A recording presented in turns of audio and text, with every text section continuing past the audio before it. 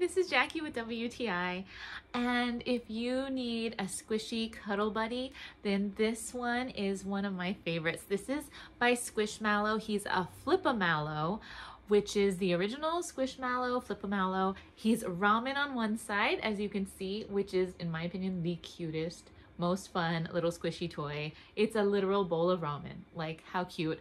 But then he transforms just like that. Bada bing, bada boom, into a sushi roll. This is the cutest, funnest little squishy buddy, in my opinion. You can see the little salmon, wasabi. They're so soft, they're so cuddly, and Squishmallows are really good collector's items too.